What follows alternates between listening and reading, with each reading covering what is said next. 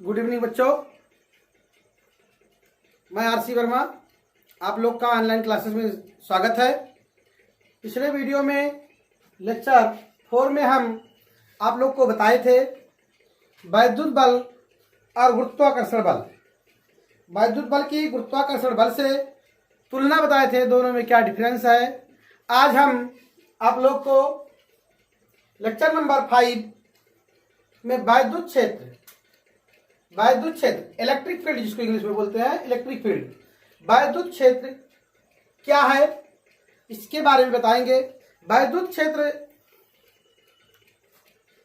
किसे कहते हैं? वैद्युत क्षेत्र कोई भी आवेश मान लीजिए है, कोई आवेश, जैसे ये मान लीजिए कोई आवेश हमारा Q है प्लस Q, कोई आवेश या आवेश समुदाय, आवेश कहिए आवेशों का समुदाय हो, आवेश या आवेश समुदाय के चारों ओर का वह क्षेत्र, इसके चारों ओर का वह क्षेत्र जिसमें कोई भी अन्य आवेश अगर हम लाते हैं तो ये आप जानते हैं कि लाएंगे, कोई आवेश ला रहे हैं तो इस आवेश के द्वारा इस पर आकर्षण अथवा प्रतिकर्षण बल लगेगा। यदि लाया गया आवेश पॉजिटिव है और जो आवेश या आवेश समुदाय है वो भी पॉजिटिव है तो प्रतिकर्षित करेगा, अगर एक नेगेटिव एक पॉजिटिव है तो आकर्षित करेगा। अर्थात कोई भी आवेश अथवा आवेश समुदाय के चारों ओर का वह क्षेत्र जिसमें कोई अन्य आवेश लाने पर वह आवेश आकर्षण अथवा प्रतिकर्षण बल का अनुभव करता है, तब हम इस पूरे एरिया को वैद्युत क्षेत्र अथवा वैद्युत बल क्षेत्र कहते हैं।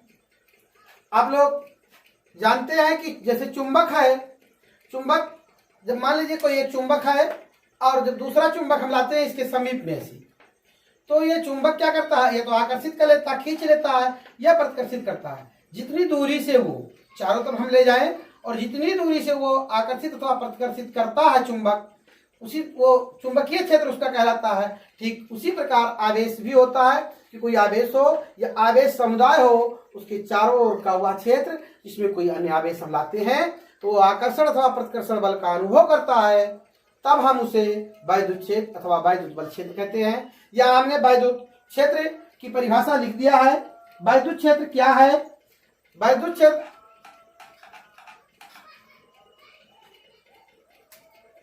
वैद्युत क्षेत्र किसी वैद्युत आवेश अथवा आवेश समुदाय के चारों ओर का वह क्षेत्र जिसमें कोई अन्य आवेश आकर्षण अथवा प्रतिकर्षण के बल का अनुभव करता है, वैद्युत क्षेत्र अथवा वैद्युत बल क्षेत्र कहलाता है।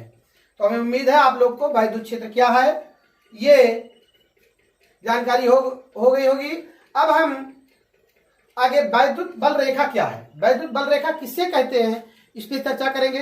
वैद्युत बल रेखा क्या है? वैद्युत बल रेखा जैसा कि आप देख रहे हैं, वैद्युत बल रेखा वैद्युत क्षेत्र में, आप वैद्युत क्षेत्र समझ चुके हैं, तो वैद्युत बल रेखा वैद्युत क्षेत्र में खींचा गया हुआ काल्पनिक निष्कोण वक्र है जिस पर एक स्वतंत्र व पृथक्कृत, मतलब अलग, फ्री हो, स्वतंत्र हो वह पृथक्कृत एकांक धनावेश चलता है। वैद्युत बल रेखा के किसी भी बिंदु पर खींची गई स्पर्श रेखा उस बिंदु पर स्थित धन आवेश पर लगने वाले बल की दिशा को प्रदर्शित करता है। तो वैद्युत बल रेखा क्या है? वैद्युत बल रेखा वैद्युत क्षेत्र में खींचा गया एक काल्पनिक निष्कोण वक्र है जिस पर कोई भी स्वतंत्र या पृथक एकांक धनावेश चलता है। वैद्युत बल रेखा के किसी भी बिंदु पर खींची गई स्पर्श रेखा उस बिंदु पर स्थित धन आवेश पर लगने वाले बल की दिशा को प्रदर्शित करता है कि बल की दिशा क्या होगी, उस पर स्थित जो एकांक धनावेश है उस पर लगने वाली बल की दिशा को प्रदर्शित करता है वैद्युत बल रेखा। वैद्युत बल रेखाओं के कुछ गुण हैं।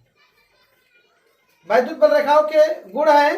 पहला गुण वैद्युत बल रेखा का गुण, ये लिखा आपका गुण, वैद्युत बल रेखा का गुण है। ये पहला गुण है कि ये रेखाएं, वैद्युत बल रेखाएं जो होती हैं ये धनावेश से चलकर ऋणावेश पर समाप्त होती है। अर्थात अगर कोई ऐसे धनावेश है तो ये धनावेश से चलती है, ऐसे ये वैद्युत बल रेखाएं धनावेश से चलती हैं। ये वैद्युत बल रेखाएं किससे चलती हैं? धनावेश से चलती हैं और ये ऋण आवेश पर समाप्त होती है। अर्थात अगर कोई ऋण चार्ज है ऐसे तो इस पर ये आकर के क्या होती है? समाप्त होती है। पहली प्रॉपर्टी इसकी है, पहला गुण है वैद्युत बल रेखा ओके का पहला जो गुण है कि धन आवेश से चल करके और ऋण आवेश पर समाप्त होती है। अर्थात ऋण आवेश पे आती है ये और धन आवेश से ये चलती है। ये पहला गुण था, ये बल रेखाएं धन आवेश से चलकर ऋण आवेश पर समाप्त होती है। दूसरा इसका गुण है कि बल रेखा के किसी भी बिंदु पर खींचा गई बल रेखा के किसी भी बिंदु पर खींची गई स्पर्श रेखा, किसी भी बिंदु पर खींची गई स्पर्श रेखा उस बिंदु पे धन आवेश पर लगने वाले बल की दिशा को प्रदर्शित करती है। अर्थात जो बल रेखा के किसी भी बिंदु पर खींची गई जो स्पर्श रेखा हम खींचते हैं, मान लीजिए कोई भी बिंदु है और उस पर स्पर्श रेखा, जैसे ये बिंदु है इस पर स्पर्श रेखा मान लीजिए हमने खींचा तो स्पर्श रेखा उस बिंदु पे के धन आवेश पर लगने वाले बल की दिशा, मतलब स्पर्श रेखा जो है वो उस पे लगने वाले बल की दिशा को, किस दिशा में बल लग रहा है उसको प्रदर्शित करता है। इसका तीसरा गुण है कि कोई भी दो बल रेखाएं एक दूसरे को परस्पर काट नहीं सकती। मान लीजिए एक बल रेखा ये है और दूसरी ये, तो ये बल रेखाएं एक दूसरे को काट नहीं सकती हैं, क्योंकि अगर ये एक दूसरे को काटती हैं, बल रेखाएं एक दूसरे को यदि काटती हैं तो उस दिशा में कटान बिंदु पे हम दो स्पर्श रेखाएं खींची जा सकती हैं, जो कि असंभव है। और भी इसके गुण है कि बल रेखाएं जो होती है वैद्युत बल रेखाएं ये लचकदार डोरी की तरीके से अंदर सिकुड़ने का प्रयत्न करती हैं। लेकिन आप लोग केवल 3 पॉइंट ही नोट कर लीजिए, तीनों पॉइंट आप देख चुके हैं। चौथा पॉइंट आप चाहे तो नोट कर सकते हैं कि देखिए, तो ये वैद्युत बल रेखा के गुण हो गए। एक बार दोबारा देखते हैं वैद्युत क्षेत्र क्या है, कि वैद्युत क्षेत्र किसे कहते हैं या वैद्युत बल क्षेत्र, वैद्युत क्षेत्र कहिए या वैद्युत बल क्षेत्र कहिए। वैद्युत क्षेत्र या वैद्युत बल क्षेत्र आवेश कोई अभी आवेश हो, जैसे आप चुंबक का देख ही चुके हैं कि चुंबक को लेते हैं हम, जैसे मान लीजिए चुंबक है, ये हमारा चुंबक एक है, दूसरा चुंबक जब इसके पास इसे लाते हैं हम तो आकर्षण अथवा प्रतिकर्षण करता, कुछ एरिया होता है, कुछ क्षेत्र होता है, वो क्षेत्र क्या कहलाता है? चुंबकीय क्षेत्र कहलाता है। कि कोई दूसरा चुंबक अनुभव करता है किस एरिया में आकर्षण अथवा प्रतिकर्षण बल का। ठीक उसी प्रकार से वैद्युत क्षेत्र भी है कि मान लीजिए एक आवेश ये है, एक दूसरा आवेश ये है, ये आवेश ये है, इसके अगर हम इसके समीप लाते हैं, जितनी एरिया में लाते हैं और ये आकर्षण अथवा प्रतिकर्षण बल का अनुभव करेगा, वो पूरा का पूरा एरिया हमारा वैद्युत क्षेत्र अथवा वैद्युत बल क्षेत्र कहलाता है। तो अब आप लोग को वैद्युत क्षेत्र, वैद्युत बल रेखा और वैद्युत बल रेखा के गुण, आप लोग नोट्स में केवल वैद्युत क्षेत्र की परिभाषा ये लिखेंगे, वैद्युत बल रेखा और गुण, ये तीनों पॉइंट आप नोट कर लेंगे अपने नोट्स में। और अगली वीडियो में हम लेक्चर नंबर 6 में आप लोग को हम बताएंगे कि वैद्युत क्षेत्र की तीव्रता के बारे में बताएंगे। अब हम यहीं पे वीडियो समाप्त करते हैं। धन्यवाद।